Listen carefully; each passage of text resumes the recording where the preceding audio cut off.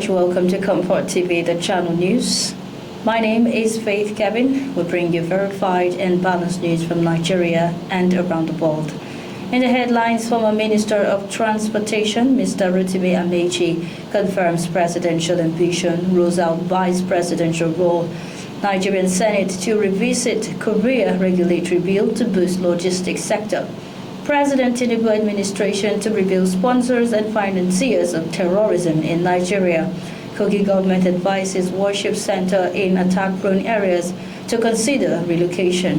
Ekiti Governor Oyebanji submits former commissioners list for reconstitution of cabinet. Nigerian Army rescues 12 teenage girls from Boko Haram and ISWAP in Borno.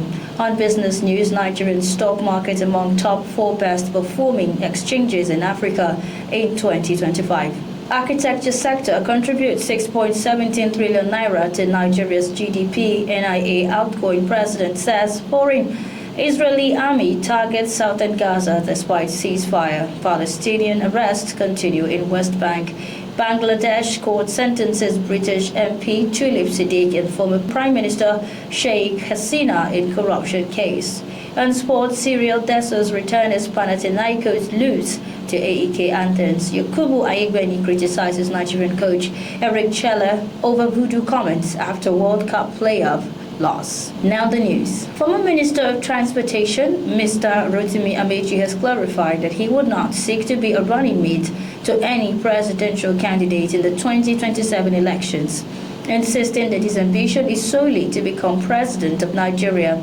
Mr. Amaechi's statement comes after political commentator and media entrepreneur Chief Dele Momodu suggested that Mr. Amaechi could be considered as a vice presidential candidate for former Vice President Alhaji Atiku Abubakar if presidential hopeful Mr. Peter Obi declined to run alongside him. Chief Momodu highlighted Mr. Amaechi's past political influence, noting his role in mobilizing support for former President Muhammadu Buhari. Responding through his media aide, Mr. David Iyofo, Mr. Amaechi rejected any speculation about joining a joint ticket, emphasizing that he is not seeking the vice presidency. Mr. Iyofo stated that Mr. Amaechi believes it is southern Nigeria's turn to produce the next president and is pursuing the presidential nomination under the African Democratic Congress. Mr. Amaechi, who previously contested the All Progressives Congress APC presidential primary in 2023, officially joined the ADC earlier this year and has since confirmed his intention to secure the party's nomination for the 2027 elections. Mr. Iyofo urged politicians and analysts to refrain from including Mr. Amaechi's name in discussions about vice presidential candidates. The 10th Nigerian Senate is set to revisit country's Korea regulatory bill 5 years after it was initially discussed, but set aside following projections that the global Korean logistics and transport industry is valued at $16 trillion, with the Nigerian market estimated at $16 trillion and assets worth $14 trillion. Senator Aliyu Ikra Bilbis, chairman of the Senate Committee on Communications, made the announcement during the Courier Logistics Management Institute CLMI International Conference and Investiture 2025 held recently in Lagos. He stressed the need for an independent regulatory body for Nigeria's courier industry, similar to frameworks in other countries, to help the nation fully tap into its substantial market potential. Speaking on the sidelines of the conference, Senator Bilby said he would personally review the bill before presenting it to the National Assembly and would seek support from colleagues in both chambers. He emphasized that the bill should garner backing from all Nigerians, not just lawmakers. The keynote speaker at the event, Chairman of the Nigerian Ports Authority (NPA), Senator Adebayo Clement Adeyeye, who was represented by Senator Bosun Oladele, highlighted the importance of logistics to economic growth. He noted that over 80% of Nigeria's international trade by volume and 70% by value is maritime-based, positioning the NPA as a strategic driver of national wealth and industrial development. Spokesperson for President Bola Ahmed Tinubu, Mr. Daniel Bwala, has announced that the government will soon disclose the identities of individuals and networks sponsoring and financing terrorism in Nigeria. Speaking in an interview, Mr. Bwala stated that the President Tinubu-led administration is implementing decisive measures to strengthen national security and counter terrorist activities across the country. He said efforts have been intensified to tackle armed banditry, kidnappings for ransom, killings and raids that continue to threaten communities nationwide. Mr. Bwala highlighted that terrorism has become a global concern that transcends borders, emphasizing the importance of international cooperation in addressing extremist groups. He noted that radical activities once concentrated in the Middle East have increasingly shifted to the Sahel region, creating new centers of instability that require deeper regional and global coordination. The spokesman comments follow recent violent incidents in Kwara, Kogi, Kebbi, and Katsina states where armed bandits have carried out kidnappings and deadly attacks. The government has promised that in the coming days, Nigerians will be informed of both the terrorists and their financiers as part of ongoing efforts to restore security and public confidence. The presidency affirmed that these interventions are part of a broader strategy to safeguard national interests and strengthen collaboration with international partners to combat terrorism. The Kogi state government has urged churches and other worship centers in areas prone to attacks to consider relocating due to rising insecurity. The advisory follows an armed assault on a Cherubim and Seraphim church in Ejiba, Yagba West local government area, where gunmen abducted the pastor, his wife, and several worshippers during an early morning service on Sunday. Mr. Kingsley Fanwo, Commissioner for Information, advised worship centers and vulnerable locations to avoid gatherings in crime-prone areas until security improves. He emphasizes the need for increased vigilance and citizen participation in intelligence sharing, stressing that security forces are actively working on the rescue of those abducted. The incident comes shortly after Governor Usman Ahmed Ududu reported that bandit commanders had relocated to Kogi State to intensify attacks. The governor stated that the government, alongside security agencies, would proactively engage the criminals in their hideouts rather than negotiate or pay ransom. As part of preventive measures, the State Security Council has resolved that all public activities, including religious and social events, should conclude by 4 p.m. until further notice. The state government reiterated the need for residents to remain security conscious and report suspicious movements to authorities. Governor Biodun Oyebanji of Ekiti State has forwarded a fresh list of commissioner nominees to the State House of Assembly as part of efforts to reconstitute his cabinet. The nominees are the same former commissioners who served in his cabinet before it was dissolved on August 10, 2025. According to Special Advisor on Media to the Governor, Mr. Yinka Oyebode, the decision to return the former commissioners followed consultations with the All Progressives Congress APC leadership in Ekiti State and other key stakeholders. The statement explained that reinstating the previous commissioners is aimed at ensuring party unity ahead of the June 2026 Ekiti State governorship election, noting that appointing a completely new set of commissioners so close to the election could be counterproductive. Governor Oyebanji emphasized that the party community leaders and stakeholders would continue to play a crucial role in appointments, ensuring that office holders remain accountable to the people. The Nigerian Army has successfully rescued 12 teenage girls abducted by Boko Haram and ISWAP terrorists in Musad district, Askira Uba local government area, Borno State. The girls, aged between 15 and 20, were kidnapped on November 23, 2025, while harvesting crops on their family farms.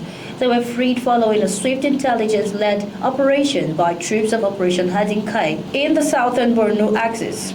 The rescued girls have been moved to a secure military facility where they are receiving medical care, psychological support, and debriefing. They are expected to be formally reunited with their families after completing these processes. Among the rescued are Fatima Shaibu, 17, Fatima Umaru, 15, Hawa Abubakar, 18, Saliha Muhammad, 15, Sadia Umar, 17, Amira Babel, 15, Zara Adamu, 17, Nana Shaibu, 15, Zainab Musa, 18, Zainab Muhammad, 17, Jamila Saidu, 15, and Hawa Hamidu, 17. Spokesperson for the Nigerian Army, Lieutenant Colonel Anele, commented commended the troops' determination, stating that the rescue was made possible through their dedication and the timely support of local informants. She emphasized that intelligence-led operations remain crucial in combating terrorism in the region. This is Comfort TV, the channel news. Will return shortly with business, foreign and sports news. Stay tuned.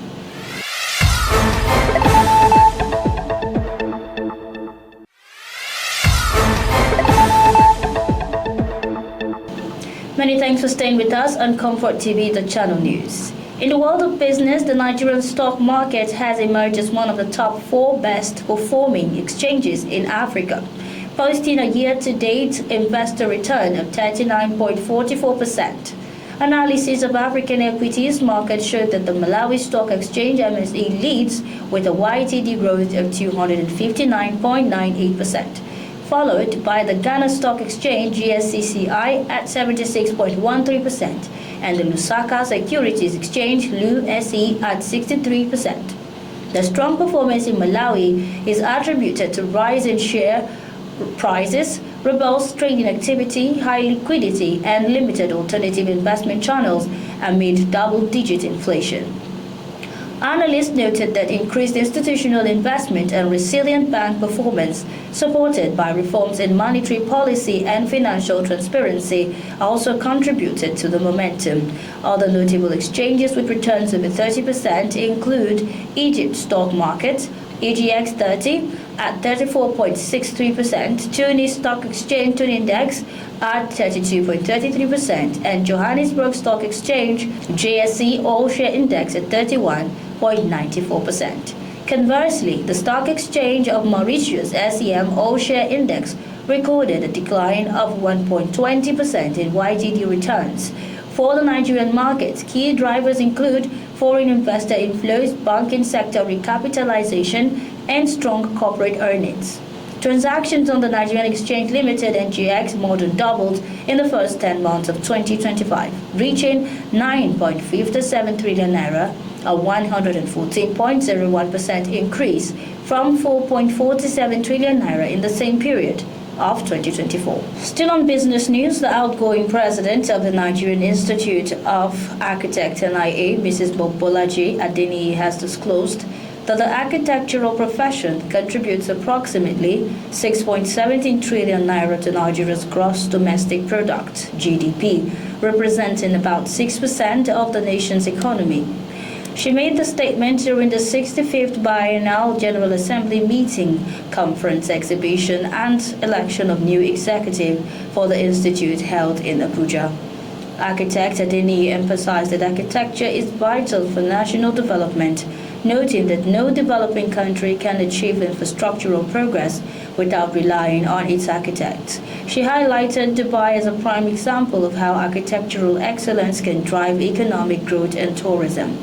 The profession, she added, also creates substantial employment opportunities, particularly for artisans within the built environment. The outgoing NIA president urged builders, estate developers, and government agencies at all levels to engage registered and professional architects for construction projects to prevent building failures. Adeniyi stressed that having a registered architect lead a building project ensures compliance with standards and reduces the risk of collapses.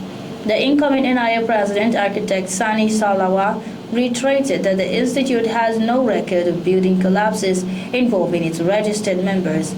He warned against unlicensed individuals practicing architecture outside their professional capacity, highlighting that many cases of building collapse involve persons with no formal architectural background. He emphasized the Institute's continued focus on professionalism and awareness among stakeholders in the built environment to uphold standards and proper practice. On the foreign scene, Palestinian arrests continue in West Bank. The Israeli army on Monday carried out renewed attacks on multiple locations in southern Gaza, particularly in areas designated as military-controlled yellow zones, according to local witnesses. Residents reported heavy artillery fire in eastern Rafah, with plumes of smoke rising from targeted areas, while Israeli helicopters unleashed intense gunfire on eastern Khan Yunis. No immediate reports of casualties have been confirmed. The Gaza government media office stated that the Israeli military has violated the ceasefire over 590 times, resulting in the deaths of at least 357 Palestinians and injuries to 903 others. The ceasefire, mediated by Turkey, Egypt, and Qatar and supported by the United States, took effect on October 10 to halt nearly 2 years of attacks that have killed more than 70,000 people, mostly women and children, and injured over 170,000 since October 2023. Under the first phase of the ceasefire, Israeli hostages are to be released in exchange for Palestinian prisoners, with plans for the rebuilding of Gaza and the establishment of a new governing mechanism independent of Hamas. Meanwhile, in the occupied West Bank, Israeli forces intensified raids, arresting at least 11 Palestinians, mostly former prisoners, during pre-dawn operations in the village of Al-Luban, Al-Gavi, and Rantis, northwest of Ramallah. The continued military operations in Gaza and the West Bank underscore the fragility of the ceasefire and the persistent security challenges facing Palestinians across the region. Moving on, a Bangladesh court has sentenced British parliamentarian and former minister Tulip Siddiq to 2 years in prison over a corruption case involving the alleged illegal allocation of a plot of land. The verdict was delivered in absentia as former MP Siddiq, her aunt, and former Bangladesh Prime Minister Sheikh Hasina and Hasina's sister Sheikh Rehana were not present in court. Former PM Hasina received a 5-year prison sentence while her sister was sentenced to 7 years. Prosecutors stated that the land, approximately 13,610 square feet, was allocated unlawfully through political influence and collusion with senior officials during Hasina's tenure as Prime Minister. Most of the 17 accused in the case were absent during the judgment. Former Prime Minister Siddiq, who resigned in January as the UK minister responsible for financial services and anti-corruption efforts amid scrutiny over her financial ties to the former Bangladeshi Prime Minister Hasina, has previously described the allegations as politically motivated. Britain currently has no extradition treaty with Bangladesh. The sentencing comes after Hasina, who fled to India in August 2024 during nationwide protests against her government, was handed a death sentence last month for the violent crackdown on demonstrators and received a combined 21-year prison term in other corruption cases. On sports, international Serial Dessers made his long-awaited comeback in the Greek Super League as Panathinaikos fell 3-2 to AEK Athens at the Apostolos Nikolaidis Stadium. Dessers had been sidelined since September 25 due to an injury sustained during a Europa League away match against Young Boys, initially expected to be minor but ultimately keeping him out for 2 months. He was introduced in the 86th minute with Panathinaikos trailing 2-1. Filip Juricic equalized in the 90th minute, but Luka Jovic completed a stoppage time hat-trick to secure the victory for AEK Athens. The injury kept Dessers out of the last 4 Super Eagles World Cup qualifiers, including the playoffs against Gabon and the Democratic Republic of Congo. His most recent appearance for Nigeria, his 10th cap, was in September during the qualifier against South Africa. After 2 months on the sidelines, Dessers faces competition to earn a spot in Nigeria's squad for the 2025 Africa Cup of Nations, with Sevilla forward Akko Adams having impressed in his absence, scoring 2 goals in 4 appearances. After World Cup playoff loss, Nigerian football legend Yakubu Ayegbeni has strongly criticized Super Eagles head coach Eric Chelle for attributing the team's failure to qualify for the 2026 World Cup to Voodoo following their loss to DR Congo in the CAF playoff final. DR Congo won on penalties, with captain Chancel Mbemba converting the decisive spot kick after also scoring the semi-final winner against Cameroon. Charlie confronted the Congolese coaching staff after the match and later claimed that the opposing players had used voodoo. Yakubu, who made 252 Premier League appearances for clubs including Everton and Portsmouth, said such statements were embarrassing for Nigeria. He argued that blaming voodoo undermines the players' effort and the country's football reputation, emphasizing that if voodoo determined outcomes, African nations would have long won the World Cup. Nigeria had missed key opportunities during the shootout, with Calvin Bassey and Moses Simon failing their first 2 penalties and Semi Ajayi having his sudden death kick saved by DR Congo goalkeeper Timothy Fayulu. The match has been tied after the first half goal by Frank Onyeka for Nigeria was cancelled out by Meshach Elia. DR Congo, who previously appeared in the World Cup only in 1974 as Zaire, will now advance to the Intercontinental Playoffs scheduled for March, joining teams including Bolivia and New Caledonia. And that's our news bulletin this hour, but before we go, a recap of our top stories. Former Minister of Transportation Mr. Amaechi confirms presidential ambition, rules out vice presidential role. Nigerian Senate to revisit courier regulatory bill to boost logistics sector. President Tinubu administration to reveal sponsors and financiers of terrorism in Nigeria. Kogi government advises worship centers in attack-prone areas to reconsider relocation. Ekiti Governor Oyebanji submits former commissioners list for reconstitution of cabinet. Nigerian Army rescues 12 teenage girls from Boko Haram ISWAP in Borno. On business news, Nigerian stock market among top 4 best performing exchanges in Africa in 2025. Foreign Israeli army targets southern Gaza despite ceasefire. Palestinian arrest continues in West Bank.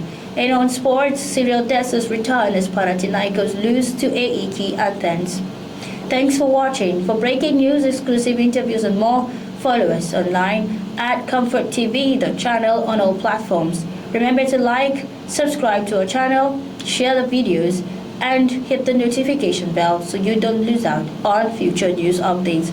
My name is Faith Kevin. Until next time, stay informed, stay connected.